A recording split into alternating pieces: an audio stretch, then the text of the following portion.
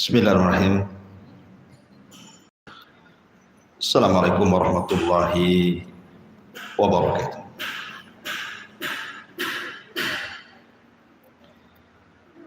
Alhamdulillah wassalatu wassalamu ala Rasulillah wa ala alihi wa sahbihi wa mawalah wa la hawla wa la quwata illa billahi wa ba'du. Baik, kita lanjutkan kajian kita, masih membahas tafsir dari surat-surat pendek dalam juz Amma. Dan pagi ini kita akan membahas surah At-Tariq. Surah At-Tariq ini di dalam tertib Al-Quran dia masuk pada surat ke-86 dengan jumlah ayat 17, jumlah kalimat 61, jumlah huruf 254, dan dia adalah surah dari surah-surah Makkiyah. Artinya turun sebelum hijrah Nabi sallallahu alaihi wa ala alihi wasallam.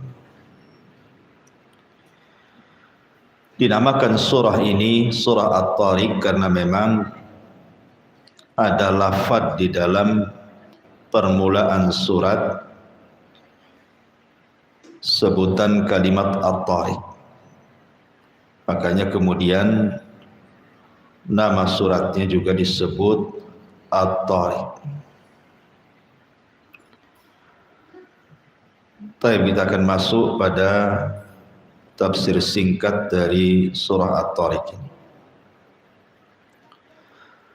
A'udzu billahi minasyaitonir rajim. Bismillahirrahmanirrahim. Was-samaa'i wat-tariq. Was-samaa' wat-tariq. Demi langit dan yang datang di malam hari. Wa ma adraka mat-tariq. Dan tahukah kamu apa yang datang pada malam hari itu? An-najmu as-sakit, yaitu bintang yang bersinar. In kullu nafsin lama atau lamma 'alaiha hafid. Ada dua bacaan. Bisa tanpa tasdid. In kullu nafsin lama 'alaiha hafid. Atau in kullu nafsin lamma 'alaiha hafid. Bisa dengan tasdid, bisa tanpa tasdid. Setiap orang pasti ada penjaganya. Falyanzuril insanu mimma khuliq. Maka hendaklah manusia memperhatikan dari apa dia diciptakan. Khuliqa mim ma'in dafiq. Diciptakan dari air mani yang terpancar. Yakhruju min baini sulbi wat tara'ib, yang keluar di antara tulang punggung dan tulang dada. Innahu ala raj'ihi laqadir. Sungguh Allah benar-benar kuasa untuk mengembalikan hidup setelah kematian. Yauma tublas sarair, pada hari ditampakkan segala rahasia. Fama lahu min quwwati wala nasir. Maka manusia tidak lagi mempunyai satu kekuatan dan tidak pula ada pertolongan. Was-samaa'i dzatir raj'i, demi langit yang mengandung hujan. Wal ardi dzatis sad'i, dan demi bumi yang menumbuhkan tumbuh-tumbuhan. Innahu laqaulun faslun, sungguh Al-Qur'an benar-benar pemisah antara hak dan yang batil. Wa ma huwa bil hazl, dan Al-Qur'an bukan main-main. innahum yakiduna kaida, sungguh mereka orang kafir merencanakan tipu daya jahat kepadamu wahai Muhammad. Wa akidu kaida, dan aku pun membuat rencana yang sama. Famahilil kafirina amhilhum ruwaida, karena itulah berilah penangguhan kepada orang-orang kafir itu, berilah mereka kesempatan untuk sementara waktu. Taib.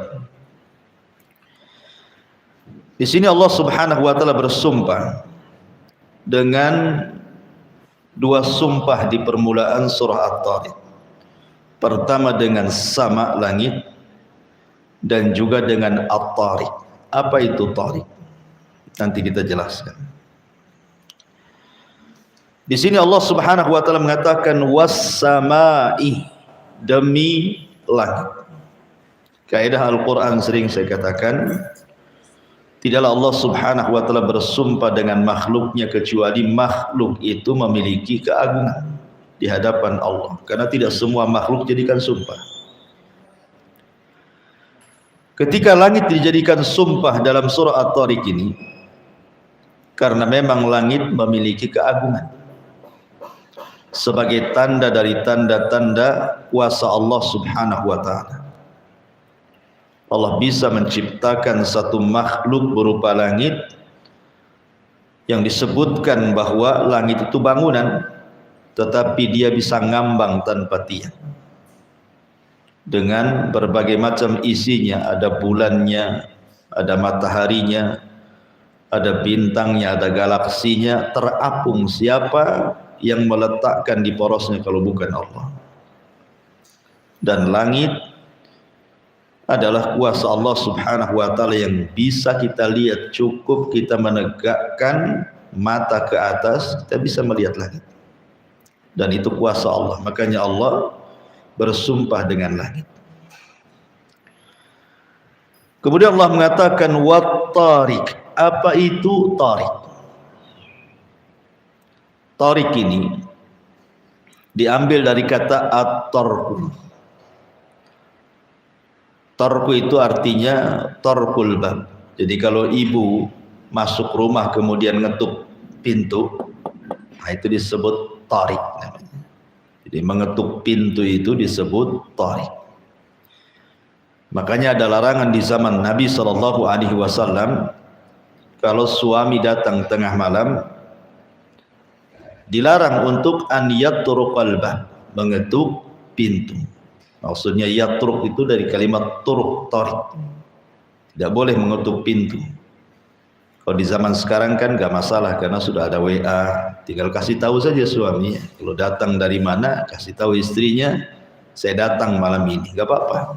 Tapi zaman dulu kan tidak boleh, karena tidak boleh langsung masuk, harus memberitahu dulu. Lalu di sini at-tariq.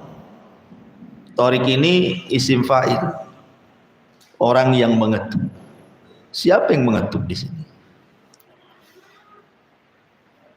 Dan tariq dikaitkan dengan langit, maknanya langit itu memiliki pintu yang akan diketuk. Lalu siapa yang mengetuk pintu langit itu? Ada yang mengatakan penafsiran yang pertama, bahwa yang mengetuk pintu langit itu adalah ruhnya seorang mukmin yang dibawa oleh malaikat. Dalam hadis Bara bin Azib yang sangat panjang, Nabi SAW menceritakan tentang ruhnya seorang mukmin apabila dicabut, kemudian diletakkan di kain kafan dari sorga, wewangian dari sorga oleh malaikat rahmat, kemudian diangkat ke langit, kemudian mengetuk langit pertama dan dibuka pintunya.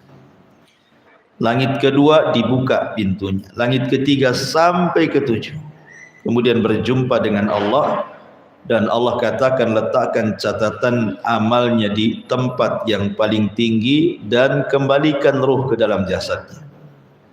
Ini penafsiran yang pertama. Penafsiran yang kedua, at-tariq adalah Nabi sallallahu alaihi wasallam sendiri saat peristiwa Isra dan Mi'raj, di mana Nabi sallallahu alaihi wasallam naik ke langit, kemudian ditemani oleh Jibril dan mengetuk pintu langit. Kemudian penjaga pintu langit mengatakan, "Man, siapa kalian?" Maka Jibril mengatakan, "Saya Jibril." "Wa man ma'aka, dan siapa yang bersamamu?" Kata Jibril, "Muhammad." "Awa qad uhiya ilaih, apakah sudah diperintahkan dia boleh naik?" Kata Jibril, "Ya." Maka dibukalah pintu langit pertama, berjumpa dengan Adam. Kemudian dibuka langit kedua, berjumpa dengan Isa dan Yahya. Dibuka pada langit ketiga, berjumpa dengan Nabi Yusuf. Kemudian pada langit keempat berjumpa dengan Nabi Idris. Kemudian langit kelima berjumpa dengan Harun. Langit keenam berjumpa dengan Musa, dan langit ketujuh berjumpa dengan Ibrahim, kemudian melesat sampai di Sidratil Muntaha. Artinya tariq di sini adalah Rasul sallallahu alaihi wasallam. Ada juga yang mengatakan tariq di sini artinya malaikat yang mengangkat amal-amal kebaikan. Dan pintu langit itu terbuka setiap harinya 2 waktu, setiap pekannya 2 hari, dan setiap tahunnya 1 bulan. Pintu langit itu. Adapun setiap harinya 2 waktu, di waktu subuh dan asar. Disitulah amalan baik kita diangkat oleh para malaikat dan membuka pintu langit, mengetuk pintu langit. Kemudian setiap pekannya 2 hari, hari Senin dan hari Kamis. Maka disyariatkan puasa Senin, Kamis, karena amalan itu naik membuka pintu langit. Kemudian setiap tahunnya 1 bulan, di bulan Sya'ban. 1 bulan pintu langit dibuka. Lah, itu makna tariq juga. Tetapi di sini ada juga makna tariq adalah sebagaimana tafsir ayat dengan ayat, seperti dalam ayat setelahnya. Wa ma adraka mat tariq. Jadi tariq itu secara bahasa adalah yang datang di malam hari. Jadi kalau seandainya Bu, di siang hari semua pakai sandal, kemudian berjalan, otomatis suara ibu tidak akan terdengar karena banyaknya orang yang melangkah dan yang memukulkan kaki ke bumi. Tapi kalau di malam hari, maka kita bisa mendengar langkah 1-2 orang kan, karena memang tidak banyak yang melangkah di malam hari. Lah, itu dalam bahasa disebut tariq, artinya yang datang di malam hari, ya kan? Secara bahasa artinya. Tetapi di sini Allah Subhanahu wa taala kemudian mentafsirkan ayat dengan ayat selanjutnya. Wa ma adraka mat tariq. Lalu tahukah kamu yang datang di malam hari itu? Ingat bahwa Nabi sallallahu alaihi wasallam merintahkan kita untuk berlindung dari sesuatu yang datang di malam hari. Maksudnya yang datang membawa keburukan. Makanya Allah mengatakan min syarri ghasiqin idza waqab. Kita berlindung dari gelapnya malam. Karena malam hari ini mungkin boleh jadi ada pencuri masuk rumah, ada hewan-hewan buas masuk rumah gitu ya. Kita tidak tahu, namanya malam hari kan. Maka kita disuruh berlindung dari tariq. Maksudnya yang datang di malam hari membawa keburukan.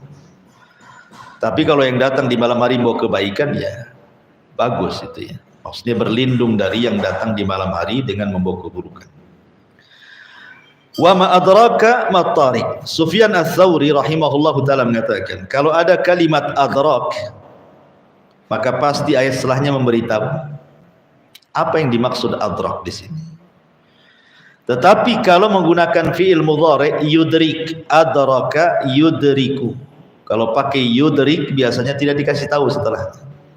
Tapi kalau adrak menggunakan fi'il madhi, berarti setelahnya dikasih tahu. Kecuali satu ayat. Al-haqqatu mal-haqqah wa ma adraka mal-haqqah, tidak tahu setelahnya apa. Itu pun satu ayat saja dalam Quran. Tetapi umumnya kalau Allah katakan wa ma adrak, dan tahukah kamu, menggunakan fi'il madhi, berarti setelahnya Allah kasih tahu tuh. Tapi kalau fi'il mudhari pasti tidak dikasih tahu. Kalau dikatakan yudrik berarti tidak dikasih tahu, hanya Allah yang tahu. Wa ma adrak, dan tahukah kamu apa yang datang di malam hari itu? Allah kasih tahu an-najmu as-saqib, yaitu bintang yang bersinar tajam. Bicara tentang bintang, bintang itu memiliki 3 fungsi sebagaimana disebutkan di dalam Al-Quran. Fungsi yang pertama, bintang itu sebagai penghias langit. Langit tanpa bintang itu tidak cantik, tapi langit bertaburan bintang sangat indah. Kita lihat kalau tidak hujan gitu ya, cuacanya sangat bagus dan tidak sedang purnama, bintang bertebaran di langit, indah sekali kita melihat langit itu. Karena memang adanya bintang memperindah langit. Yang kedua, sebagai kompas, penunjuk jalan. Karena di zaman dulu, orang-orang dulu belum ada Google Map, ya kan, di zaman baheula itu bahasanya. Orang melihat arah itu biasanya kalau siang hari melihat gunung, kalau malam hari melihat bintang. Baru tahu arah kemana mereka melangkah. Terutama para nelayan yang ada di lautan, sebelum ada kompas maka mereka akan melihat arah bintang. Berarti tahu kemana mereka pulang. Kalau di malam hari dan mereka sedang di daratan pasti melihat gunung. Itu orang dulu begitu kompasnya. Kecuali di padang pasir dan bawa unta, untanya yang jadi kompasnya. Karena unta itu dia tahu jalan pulang walaupun 1 kali lewat. Sebagaimana dikisahkan oleh Imam Ar-Razi, dia tersesat dengan jamaahnya, tidak tahu harus menuju jalan pulang. Akhirnya dia teringat dengan ayat afala yamduruna ilal ibili kaifa khuliqat. Tidakkah kau lihat bagaimana unta diciptakan? Akhirnya unta disuruh jalan di depan, maka mereka mengikuti dari belakang, dan unta itu bisa mengarahkan mereka sampai ke kampung halaman. Dia tahu cara pulangnya itu. Padahal padang pasir itu tidak bisa dibedakan, namanya pasir, gundukannya, warnanya, nggak ada tanda. Lain kalau di jalan sini, oh ada Indomaret, oh di sini ada rumah sakit, nah, kita kasih tanda kan. Oh di sini ada rumah warna hitam, nah, senang kan itu. Di padang pasir apa yang mau dikasih tanda? Mau digaris pasirnya, ada angin ketimbun lagi lah garisnya. Jadi susah kan, makanya orang dulu pakai unta kompasnya, karena unta itu tahu jalan pulang, walaupun bekas pijakannya sudah tertimbun lagi oleh tanah. Jadi yang kedua, bintang itu bisa dijadikan kompas.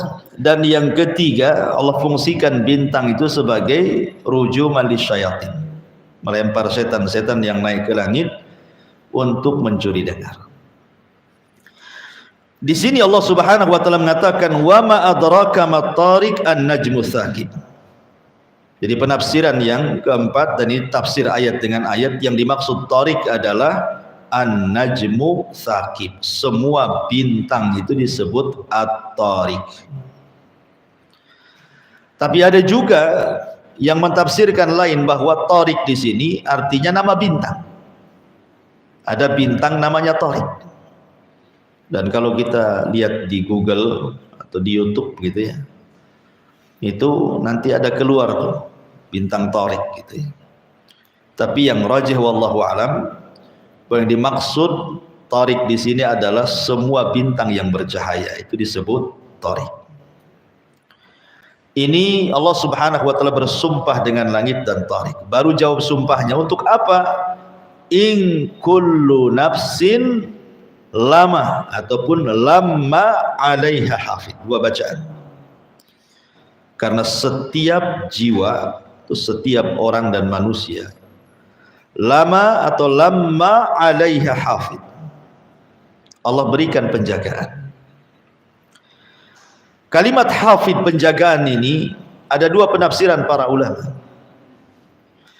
Penafsiran yang pertama bahwa Allah Subhanahu wa taala mengutus kepada manusia itu malaikat-malaikat yang menjaga dia.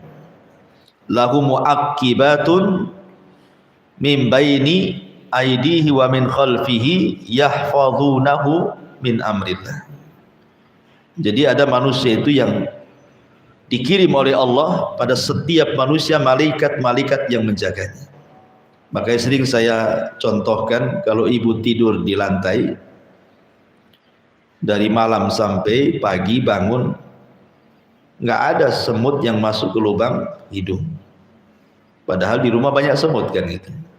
Coba taruh gula di situ, semut dari mana-mana datang. Tapi kalau ibu ditaruh di situ, tak ada pula semut datang. Suami yang datang. Artinya bahwa siapa yang menjaga coba? Kenapa kok tidak ada binatang-binatang yang mendekat kita? Karena Allah utus malaikat untuk menjaga. Ibu di jalan naik motor, harusnya ibu ketabrak atau nabrak, nggak jadi. Siapa yang menjaga? Malaikat. Ya, jadi ibu jalan harusnya kesandung jatuh, kesandung tak jatuh pula. Nah, siapa yang menjaga? Malaikat. Jadi ada malaikat-malaikat itu yang menjaga. Walaupun manusia itu kufur kepada Allah, tetap dia dijaga. Itulah rahmannya Allah, kasih sayangnya Allah kepada manusia. Tetap mengutus malaikat-malaikat penjaga. Dan Allah adalah khairun hafidh, sebaik-baik penjaga. Ini makna yang pertama. Makna yang kedua, hafidh di sini artinya Allah mengutus malaikat-malaikat yang tugasnya mencatat dan menghafal setiap ucapan manusia. Malaikat ini tidak pernah lupa. Apapun yang kita ucapkan dia hafal dan ditulis. Itulah raqib dan atid. Ya. Ma yalfidu min qaulin illa ladaihi raqibun atid. Tidak ada satupun ucapan manusia kecuali dicatat sama raqib dan atid. Makanya Imam Ahmad ibn Hanbal rahimahullahu taala saat sakaratul maut, dia mengeluarkan suara karena menahan sakit. Aduh, gitu sudah bahasa kitanya. Anin, dia mengeluarkan suara karena menahan sakit. Maka salah satu tulabnya, salah satu muridnya mengingatkan kepada Imam Ahmad, "Ya Imam, bukankah erungan saat sakit itu adalah kalimat? Dan bukankah setiap kalimat akan dicatat oleh malaikat raqib dan atid?" Kemudian muridnya membacakan, "Ma yalfidu min qaulin illa ladaihi raqibun atid." Tidak ada satupun ucapan kecuali dicatat raqib dan atid. Tiba-tiba Imam Ahmad terdiam. Dia menahan rasa sakit tetapi tidak mengeluh sampai dia meninggal. Karena dia takut itu dicatat oleh raqib dan atid, dan itu bagian daripada keluhan saat sakaratul maut. Bayangkan ya.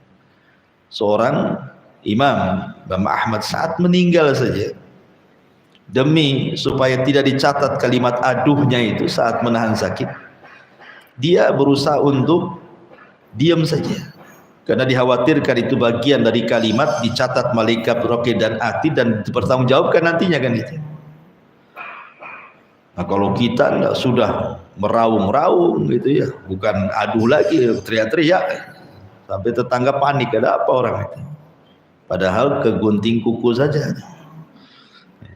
Jadi ini kalimat yang kedua, hafid di sini artinya malaikat-malaikat yang hafal dengan ucapan, setiap ucapan yang kita keluarkan kemudian dicatat dan kelak akan dihisab di hadapan Allah Subhanahu wa taala. Ini makna yang kedua daripada kalimat hafid.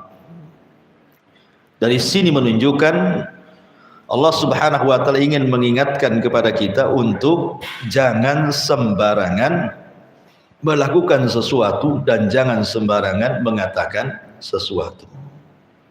Karena semua ucapan manusia itu ada tiga.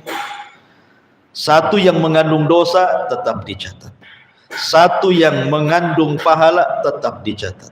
Satu yang tidak mengandung dosa ataupun pahala tetap juga dicatat. Tiga-tiganya dicatat. Yang mengandung dosa ya dicatat, yang mengandung pahala dicatat, yang tidak mengandung dua-duanya pun tetap dicatat. Makanya hati-hati dalam bicara. Jangan asal ngomong. Apalagi di zaman sekarang, orang itu kadang-kadang mulutnya diam, tapi yang bicara itu tangan. Nulis status, copy paste, nyebar hoax, ya kan? Fitnah orang. Tulisan tangan, ucapan tangan itu lebih jahat dibandingkan ucapan lisan. Kalau kita berjumpa dengan orang yang tadinya mau ngomong sesuatu, itu kadang nggak jadi. Segen, awalnya sudah dirangkai di rumah, awas nih kalau saya ketemu saya akan ngomong begini-begini. Pas ketemu, kadang-kadang nggak terucap tuh kalimat itu. Tapi kalau ibu menghantam orang lewat tulisan, lewat status, lewat WA grup, macam-macam ditulis di situ. Betul-betul dikeluarkan tuh isi jantung dia. Ya kan? Makanya hati-hati.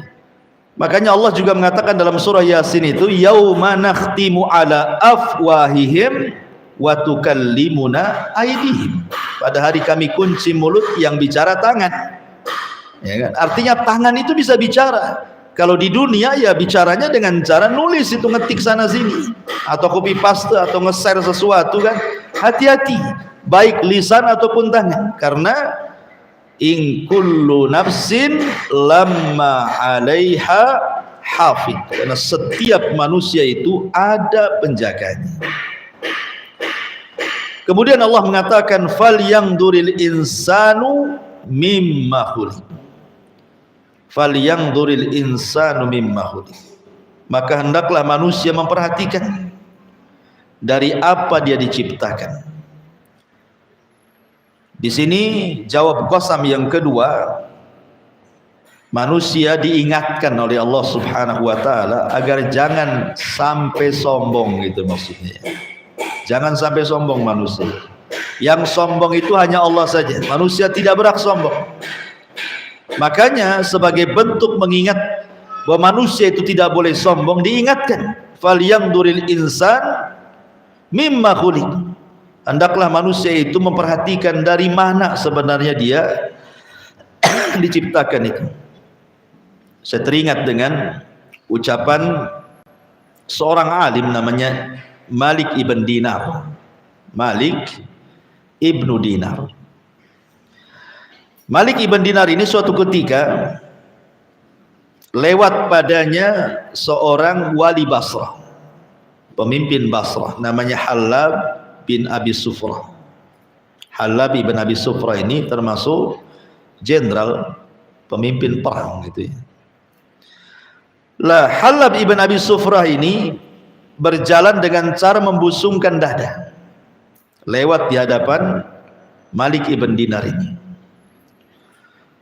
Tiba-tiba kemudian kata Malik ibn Dinar ini, janganlah kau berjalan seperti itu.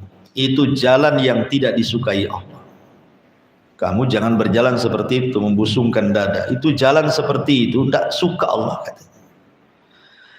Lah Halab ibn Abi Sufrah ini disangkanya Malik ibn Dinar ini tidak kenal sama dia. Makanya dia ngomong begitu. Karena Malik ibn Dinar kan orang biasa, alim ya, seorang alim. Sementara yang satu ini seorang penguasa. Jadi seolah-olah Halab menyangka bahwa Malik ibn Dinar nggak kenal dia. Kok berani dia ngomong begitu? Ya. Maka Halab ini mengatakan kepada Malik ibn Dinar, "Ata'arifuni? Tidakkah kenal siapa aku?" katanya. Maka kata Malik ibn Dinar mengatakan, "Bahkan saya paling kenal siapa dirimu." Katanya. Kemudian kata Malik ibn Dinar, dia mengatakan, "Mau tahu siapa dirimu?" Maka dia mengatakan, "Dirimu adalah terlahir dari 2 lubang najis. Kemudian dari sperma yang sangat kotor. Kemudian setelah engkau dilahirkan, kau pun membawa kotoran di perutmu.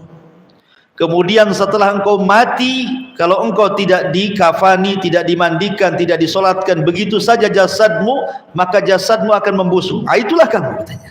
Jadi dia ingatkan, kamu ini siapa? Gitu.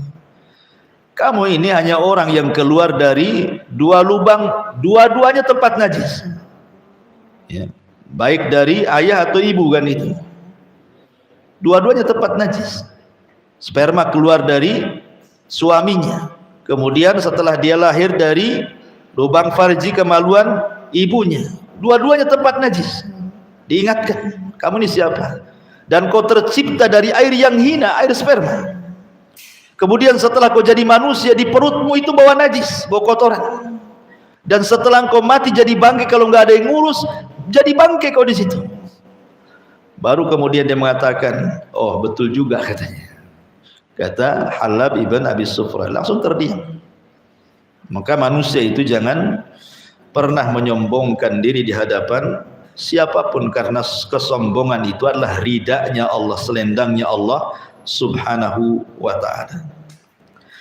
Kemudian Allah subhanahu wa ta'ala mengatakan, fal yang duril insan mimma khuliqa mimma indafiq. Dia diciptakan dari air mani yang terpancar, yakhruju min bainis sulbi wat taraib, yang keluar di antara punggung laki-laki dan tulang dada perempuan. Ma'asyiral muslimat yang dimuliakan Allah subhanahu wa ta'ala, kita tahu bahwa ketika seorang laki-laki melakukan hubungan dengan pasangannya, seorang suami melakukan hubungan dengan istrinya, kita tahu bahwa seorang suami ketika menabur benih kepada seorang wanita itu kan jumlahnya bisa ratusan juta benih kan. Ada yang mengatakan 200 juta benih atau berapalah. Tetapi kan dari benih-benih itu tidak semua jadi kan. Dari 200 juta benih itu yang satu yang jadi kan. Artinya apa? Artinya Allah subhanahu wa ta'ala memilih kita dari 200 juta itu. Ada enggak Batam ini penduduknya 200 juta? Enggak ada. Dengan Tanjung Pinang pun tak ada. Satu Kepri pun mungkin tak ada 200 juta. Kalau seandainya Allah takdirkan yang 200 juta itu hidup semuanya, berarti kan banyak manusia itu. Tetapi ketika yang 200 juta itu tidak hidup, kok ibu yang hidup? Berarti ibu itu dipilih oleh Allah dari 200 juta itu maksudnya. Allah ingatkan itu nikmat. Makanya di sini Allah mengatakan khuliqa mimma indafiq. Kita loh dipilih oleh Allah dari 200 juta itu. Yang lain tidak hidup, kita pula dihidupkan. Ini nikmat dari Allah. Maka ingat nikmat itu. Jangan sampai kemudian melupakan orang yang memberikan nikmat, tiba-tiba sombong pula di hadapan orang zat yang memberikan nikmat kepada kita. Tidak mau berdoa kepada Allah, tidak mau beribadah kepada Allah, sombong pula dia. Padahal Allah telah memilih kita dari 200 juta itu, yang keluar dari antara tulang punggung laki-laki atau sulbi dan tulang dada perempuan. Maka di sini sekali lagi bahwa Allah subhanahu wa ta'ala hendak mengingatkan soal siapa kita ini. Wallahu akhrajakum min butuni ummahatikum la ta'lamuna syai'a, kata Allah. Allah yang mengeluarkan kalian dari perut ibu kalian, tidak tahu apapun. Pertama bayi lahir itu mata pun tidak melihat, telinga pun belum mendengar gitu ya. Kemudian mulut pun belum bisa bicara, badan pun belum bisa bergerak, otak pun belum ada.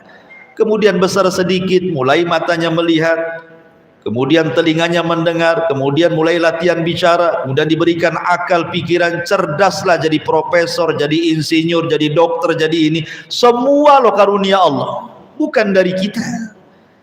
Lalu apa yang disombongkan di hadapan Allah Azza wa Jalla?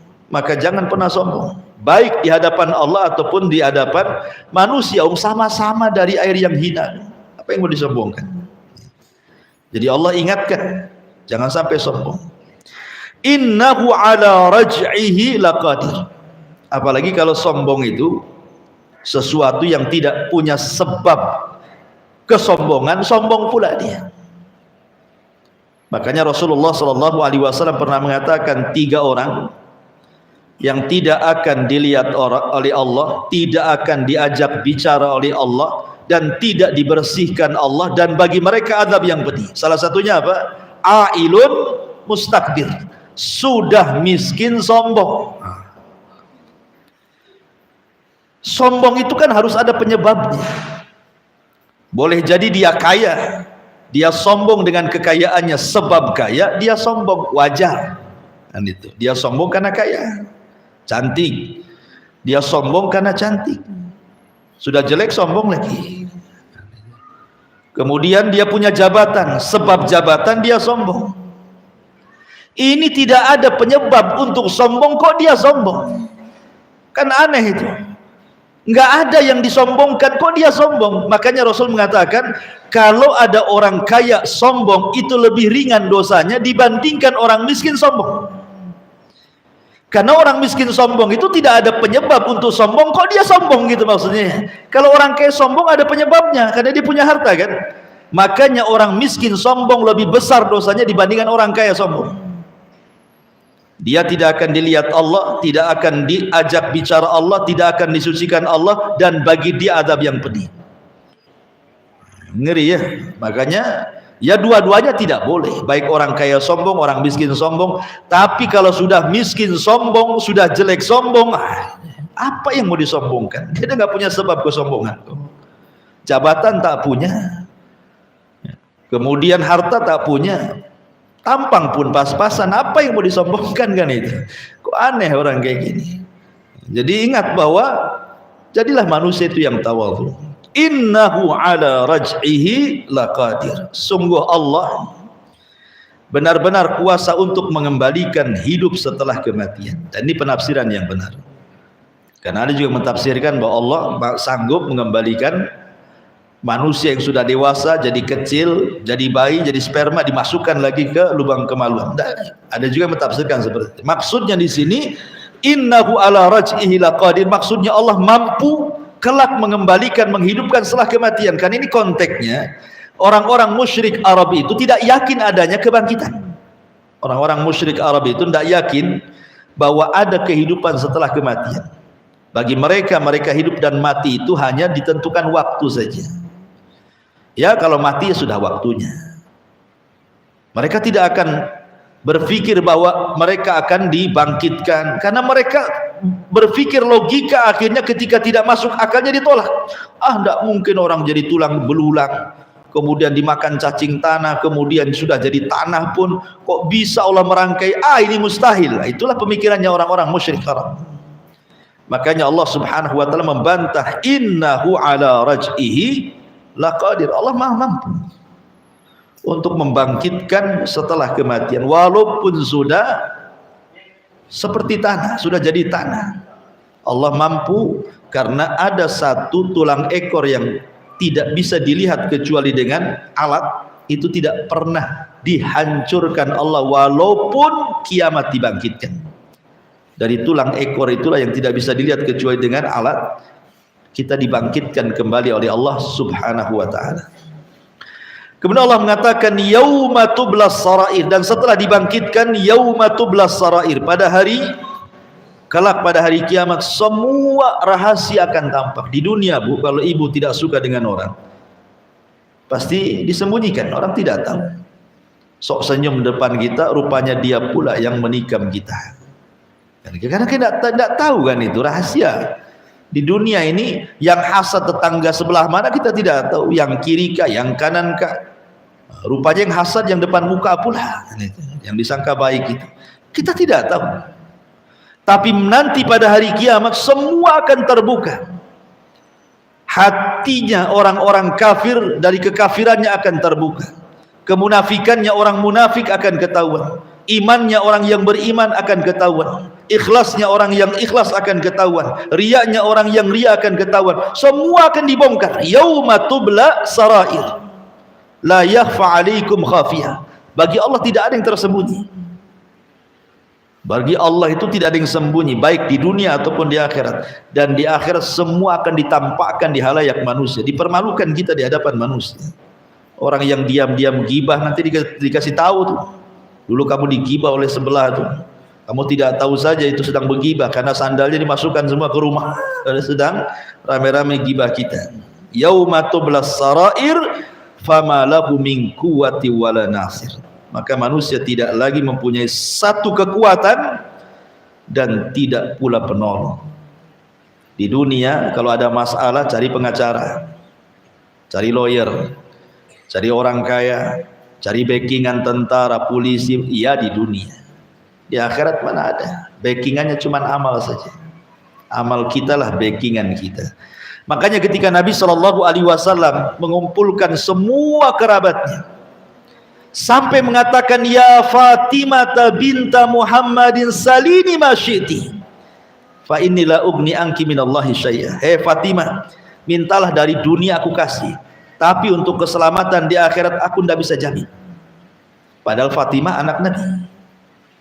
Hei Safiyah, ammatu Rasulillah, bibinya Nabi, aku tidak bisa menjamin keselamatan kau di akhirat. Hei Abbas, pamannya Rasul, aku tidak bisa menyelamatkan kamu di akhirat.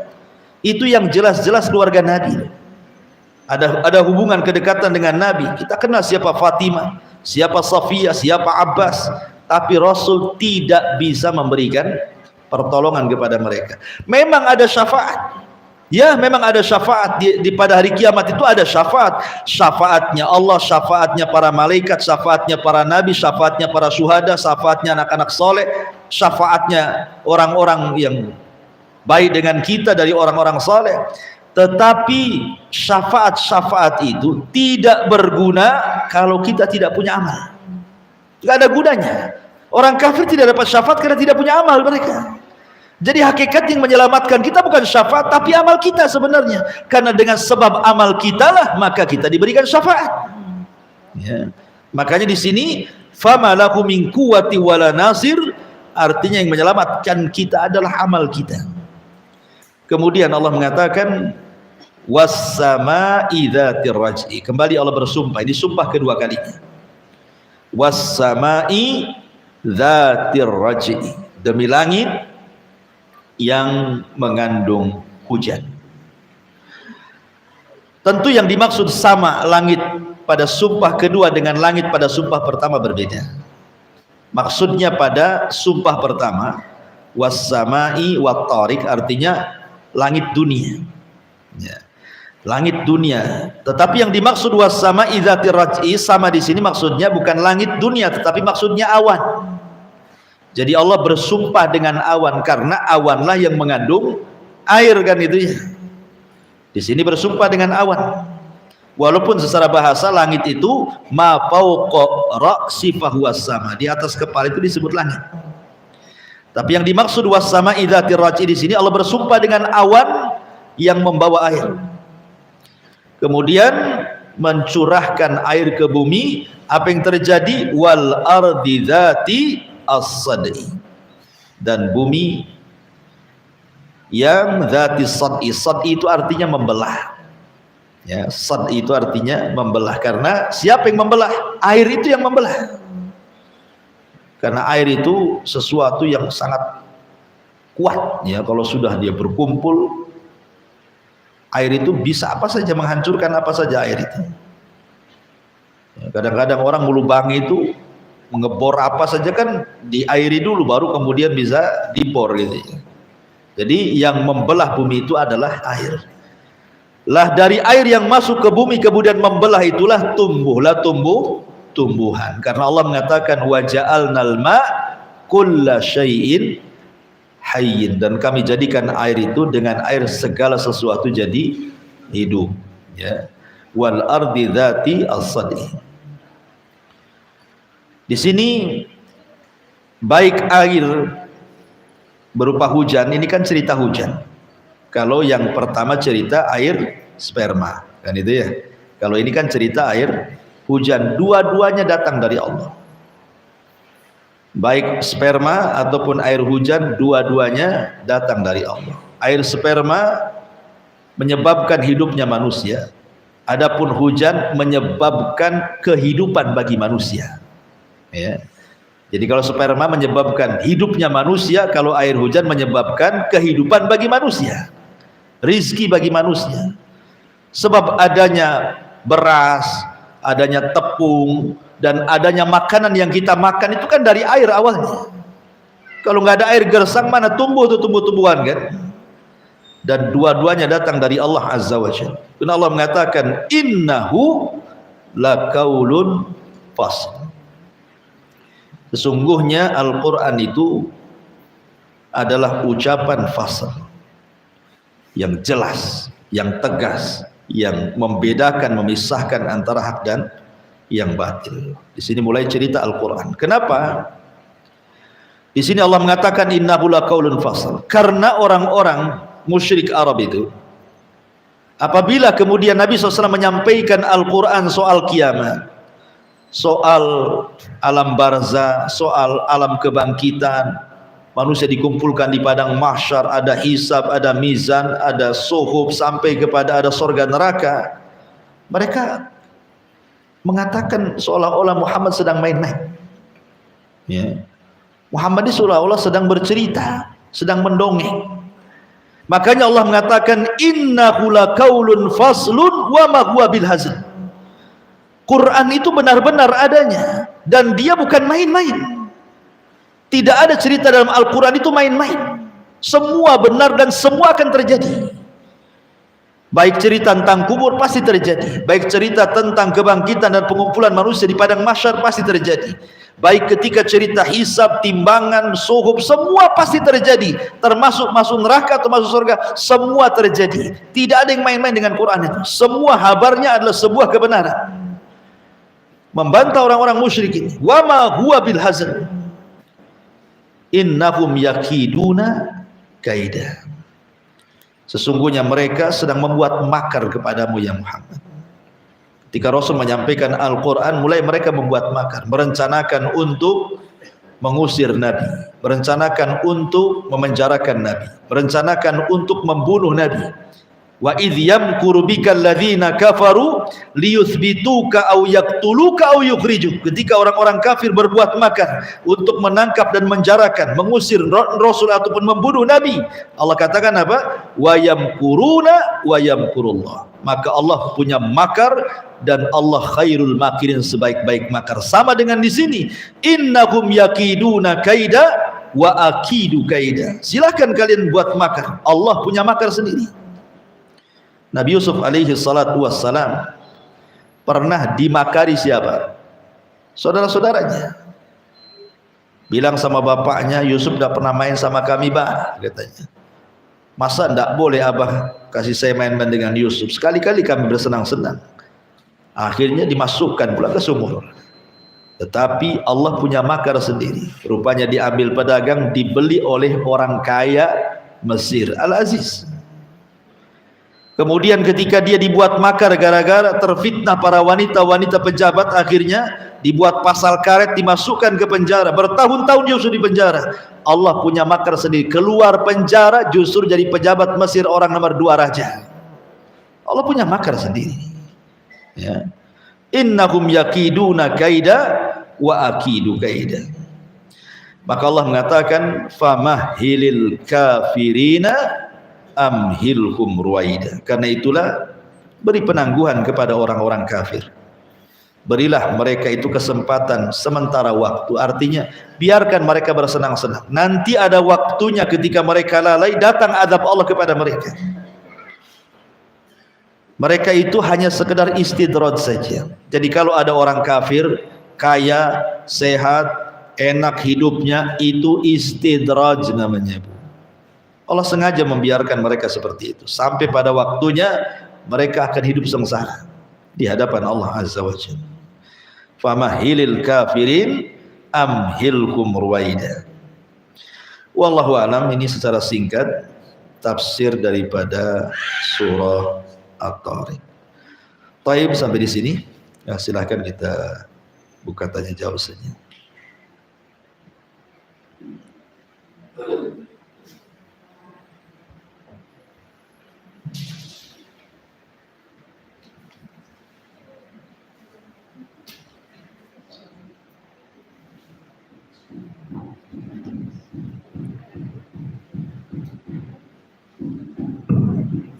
Bismillah, Assalamualaikum Ustaz. Waalaikumsalam warahmatullahi wabarakatuh. Pada ayat yang keempat Ustaz, Iya. in kullu nafsin lamma 'alaiha hafidh. Tadi pembahasannya pada perkataan kalimat hafidh. Yang pertama Ustaz katakan Allah memerintahkan malaikat untuk menjaganya. Dan tadi Ustaz jelaskan juga bahwa ketika kita tidur, ketika kita di jalan, Allah menyelamatkan kita dengan segala hal yang membuat kita celaka. Iya. Yang Anda tanyakan Ustaz, ketika di perjalanan ya Ustaz terjadi kecelakaan, atau kita juga di rumah terkadang lagi jalan biasa kita terjatuh, Baik. apakah saat itu Allah meninggalkan apakah saat itu malaikat meninggalkan kita tidak menjaga, atau karena dosa kita Ustaz yang membuat kita jadi celaka atau terjadi demikian? Iya, alhamdulillah. Ya, kalau seandainya terjadi kecelakaan itu memang sudah takdir Allah. Itu sudah ditakdirkan 500 tahun sebelum Allah menciptakan langit dan bumi. Memang ibu jatuh hari itu. Malaikat pun tidak bisa apa-apa. Sudah ditakdirkan hari itu jatuh. Ya. Mau jaga dia pun tak bisa karena malaikat tidak bisa nolak takdir. Tapi malaikat pun diutus oleh Allah memang untuk menjaga kita. Selama ruh di kandung badan, maka malaikat penjaga itu akan menjaga kita selama ada ruhnya. Tapi kalau ruhnya sudah dicabut, ya nggak dijaga lagi. Seperti siapa? Nabi Sulaiman. Ketika dia mati, datang rayap, kemudian menggerogoti singgasananya, robohlah dia. Ketika Sulaiman masih hidup, dia berada di singgasana, nggak ada berani rayap mendekati singgasananya. Tapi setelah dia mati, siapa yang bisa jaga? Datang rayap di mana-mana, kemudian memakan singgasananya, kan gitu, karena dari kayu, roboh dia. Artinya penjagaan malaikat itu selama ruh masih ada pada kita. Kalau ruhnya sudah nggak ada, selesai tugas dia. Adapun kalau seandainya Allah takdirkan celaka, jatuh, ketabrak, mati, itu semua berkaitan dengan takdir. Bukan berarti malaikat penjaganya hilang, bukan. Tetap malaikat itu ada yang menjaga kita. Kalau memang terjadi seperti itu, sudah takdir Allah Subhanahu wa taala. Wallahu a'lam. Terus ayat yang terakhir Ustaz. Iya. Wa mahilka fil arqil qawaidah. Di situ tadi dikatakan bahwa ayat ini bukan hanya pengkhususan untuk orang Yahudi atau Nasrani ya Ustaz ya. Iya. Berarti termasuk kita orang-orang Islam ketika kita terlalai dengan harta dan segalanya, berarti juga itu istighfar kan Ustaz. Iya. Subhanallah. Ya, alhamdulillah. Ketika manusia kufur kepada Allah, dia tidak sholat, dia tidak puasa, dia tidak sedekah, tapi kok hidupnya yang nampak ya, ingat yang nampak loh. Kita kan bisa melihat hanya yang nampak saja, kok senang. Padahal hakikatnya dia tidak senang. Kita aja yang nampak dia senang. Hakikatnya itu tidak senang. Banyak masalah yang kita tidak tahu. Kita hanya melihat dohirnya saja. Makanya ketika Allah Subhanahu wa taala mengatakan jama'a amalan wa addada yahsabu anna malahu akhlada. Apabila orang-orang yang mengumpulkan harta, maka dia pasti menghitung-hitung harta, maka pasti orang mengira dia itu tidak pernah mati. Orang yang mengira dia tidak pernah mati. Tetapi kematian sudah ditakdirkan bagi dia kan. Maksudnya orang mengira dia tidak mati karena biasanya orang yang punya harta awet muda. Kok nggak tua-tua dia?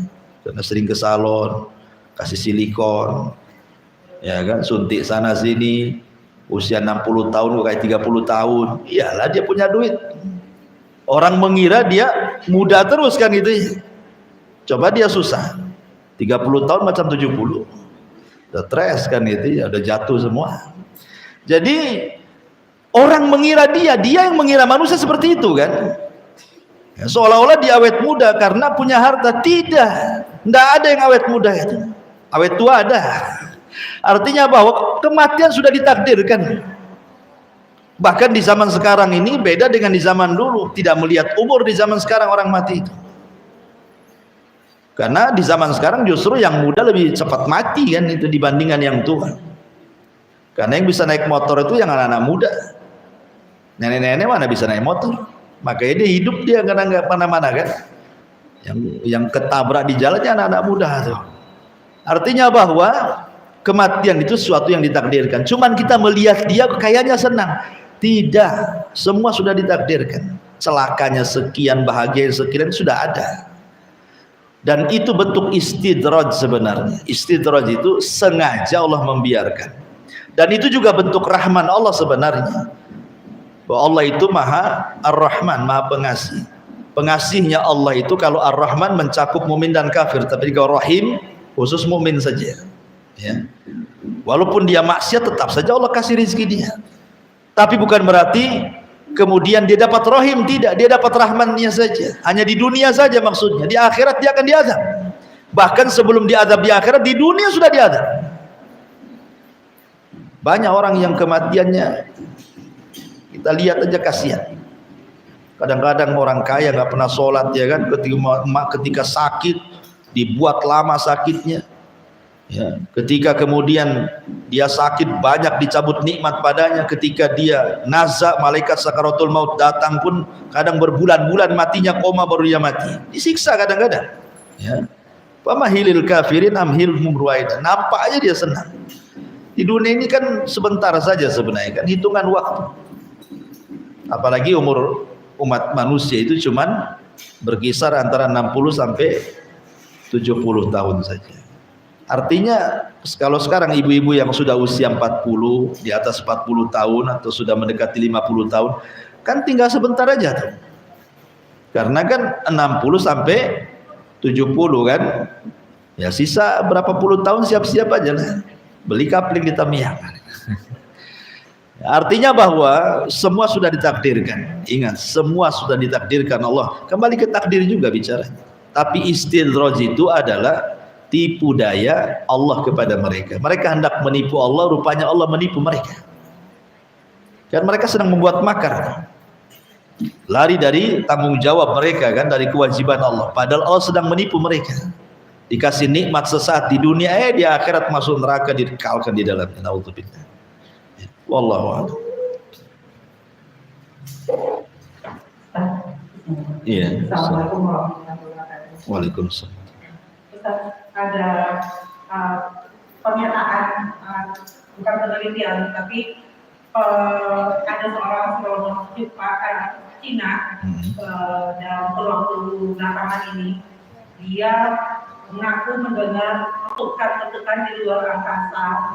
Kemudian saat dia kembali ke bumi, dia cari tahu ternyata terdapat di dalam Al-Quran surat At-Tariq ini, dan dia bilang, oh itu bintang meletup, katanya begitu. Dan pas waktu itu dia dilunakkan ke musuh Islam dan dia malam gitu ya Ustaz. Iya. Nah artinya yang mau saya tanyakan ini kan ada beberapa tafsir nih tentang At-Tariq. Iya. Ternyata dapat dari seorang ilmu astronom itu tentang bintang meletup tersebut gitu. Nah, bagaimana sikap kita dengan tafsir-tafsir yang sebelumnya? Ya, ada Ustaz yang sudah sampaikan. Ya benar kan, tadi saya katakan tadi salah satu tafsirnya adalah ada bintang namanya At-Tariq. Bintang At-Tariq ini dia mengetuk-ngetuk pintu langit. Makanya saya suruh tadi lihat di Google ini kan. Ya. Ada tuh bintang yang mengetuk-ngetuk, namanya Tariq bintang itu. Ya kalau seandainya dihubungkan dengan cerita astronom tadi dari Jepang itu, ya benar. Artinya ini termasuk i'jazul Quran namanya. I'jazul Quran itu keajaiban Al-Quran. Keajaiban Al-Quran. Sebelum orang meneliti itu Quran sudah bicara gitu maksudnya. Dan bagi kita walaupun tidak diteliti, kita yakin Al-Quran itu benar semua. Bagi kita loh ya. Walaupun tidak ada penelitian. Seperti mamanya kita katakan bahwa air ini kalau kita bacakan Quran jadi obat. Nggak diteliti pun obat bagi kita. Kita yakin dia obat. Nggak perlu orang Jepang meneliti rupanya ada kepadatan molekul sehingga menjadi detox. Nggak perlu. Ya. Kita yakin itu selesai. Sami'na wa ata'na. Karena semua yang dihabarkan oleh Al-Quran atau hadis Nabi yang sahih itu adalah sebuah kebenaran. Kalau memang kemudian teruji kebenaran itu, berarti semakin menguatkan Al-Quran, dan itu bagian i'jaz namanya. Kehebatan dan keajaiban rahasia di balik Al-Quran. Ya, jadi makna torik itu ya memang ada bintang-bintang yang mengetuk, namanya torik gitu. Bintang-bintang yang tawarik, yang suka mengetuk-ketuk pintu langit. Ya itulah mungkin yang didengar oleh astronom tadi kan, dari Jepang tadi. Allahu a'lam. Wah ya.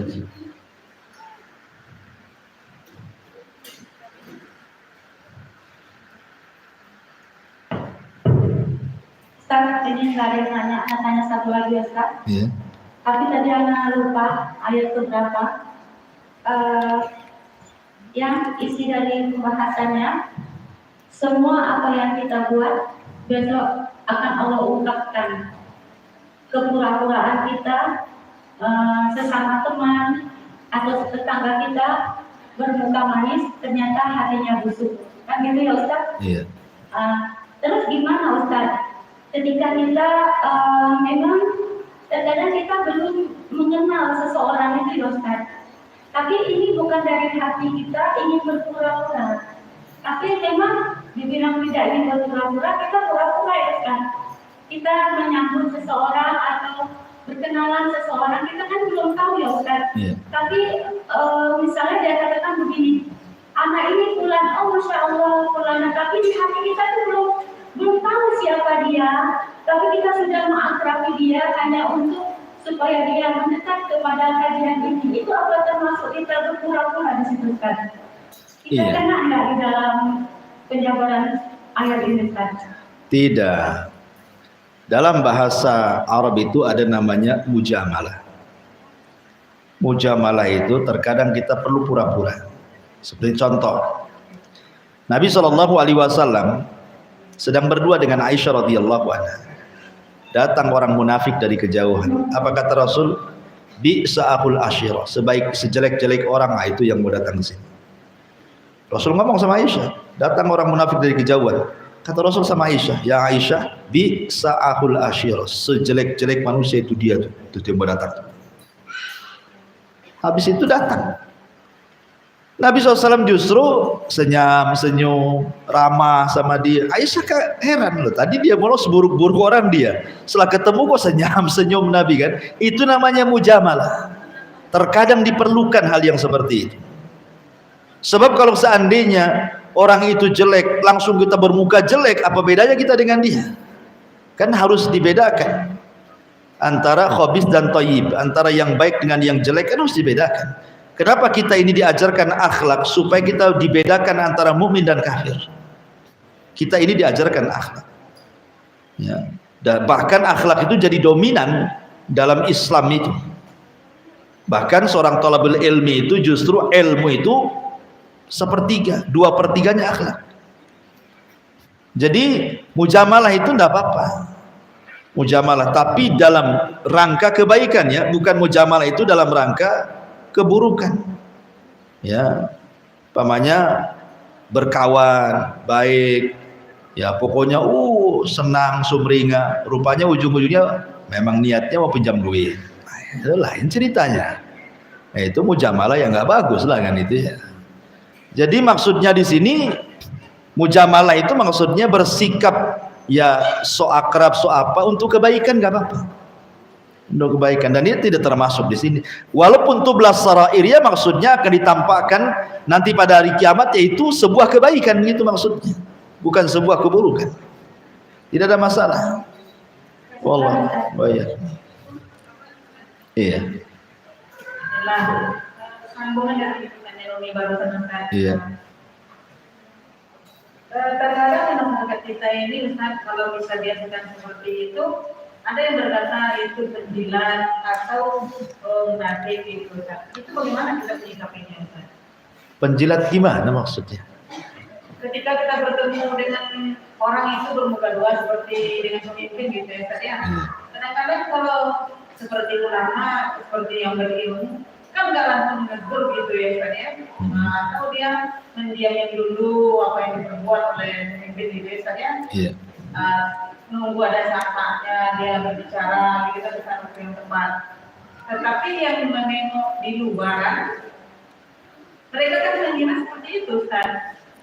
Ya kan penilaian manusia itu tidak perlu kita gubris lah. Kan kita kembali ke niat kita saja. Innamal a'malu binniyat.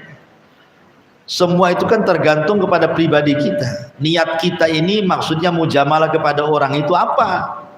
Kalau niat kita kebaikan tidak perlu menggubris. Jangan mencari keredoan manusia dengan kemurkaan Allah. Gak apa-apa kita cari redho Allah, murka manusia, tapi jangan mencari redho manusia dengan murkanya Allah. Jangan dibalik gitu maksudnya. Tidak ada masalah itu. Yang penting niat kita kan baik. Orang mau nuduh kita ini penjilat, mau menuduh kita bermuka dua, terserahlah. Saya nggak ada niat ke situ kok. Jadi itu kembali kepada hati kita sebenarnya. Karena yang dilihat kan hatinya, bukan perbuatannya. Innallaha la yanzuru ila suwarikum wala ila amwalikum walakin yanzuru ila qulubikum wa a'malikum. Allah tidak melihat rupa, bentuk, harta. Yang Allah lihat itu hati dulu, baru setelah itu amalnya. Wallahu a'lam. Ini boleh Ustaz? Boleh, 3 kali lagi juga boleh. Mumpung hujan kan. Iya. Ustaz mau tanya, ada seorang yang soleh yang baru kita ketahui kesolehannya setelah dia meninggal. Dan bagaimana nasihat atau nasihat sama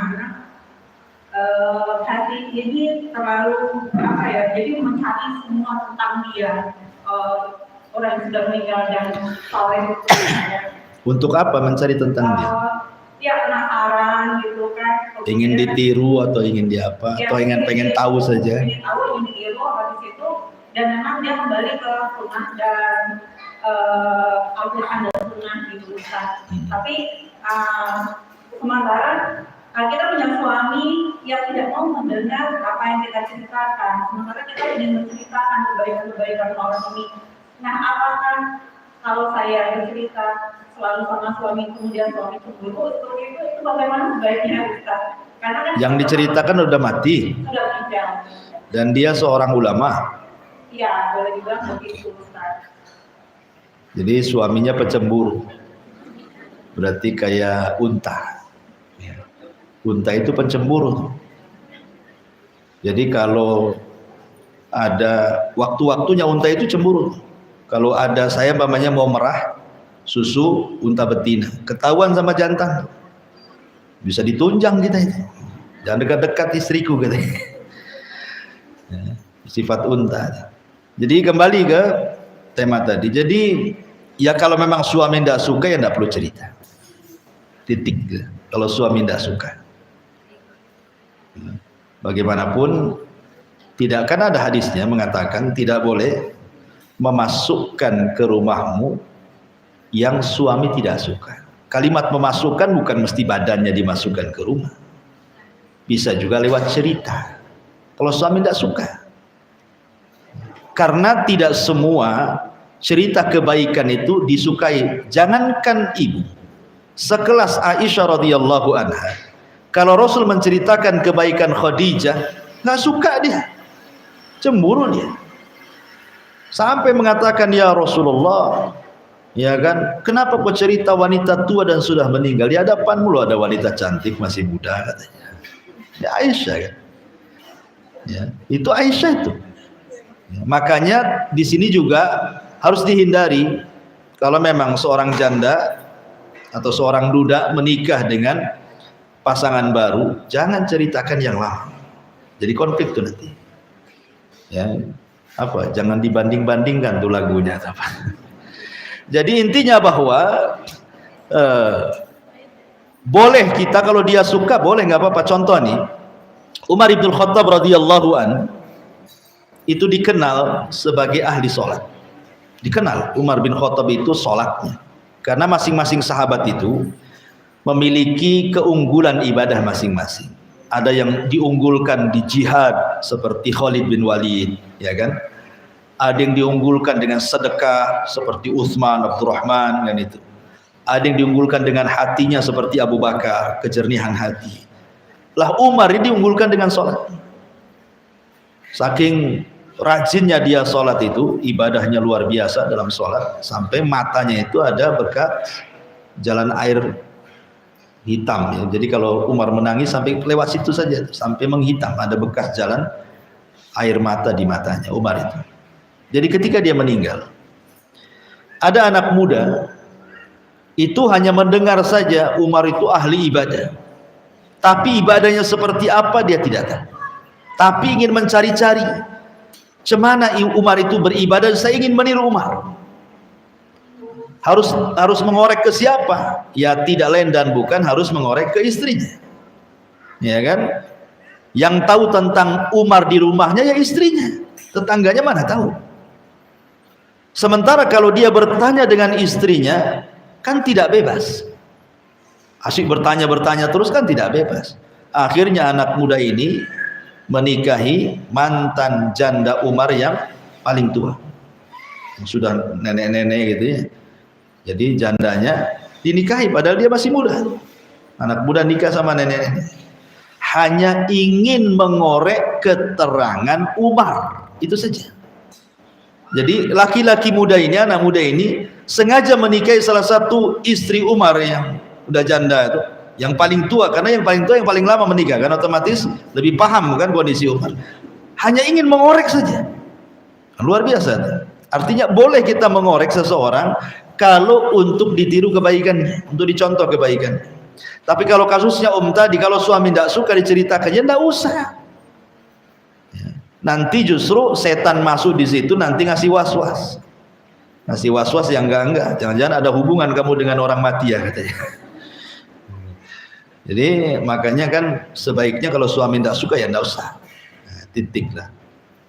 Wallahu a'lam. Wah. Baik, cukup. Subhanaka wa bihamdika asyhadu an la ilaha illa anta astaghfiruka wa atubu ilaik. Wallahu ta'ala. Assalamualaikum warahmatullahi wabarakatuh. Intinya bahwa tolong berakhlak kepada Allah. Membahas tafsir dari surah Al-Imran. Lahirlah Imam Muslim, Abi Dawud, Tirmidzi, Ibnu Hibban. Jadi ketika Yunus alaihi salatu wassalam terkena undian itu,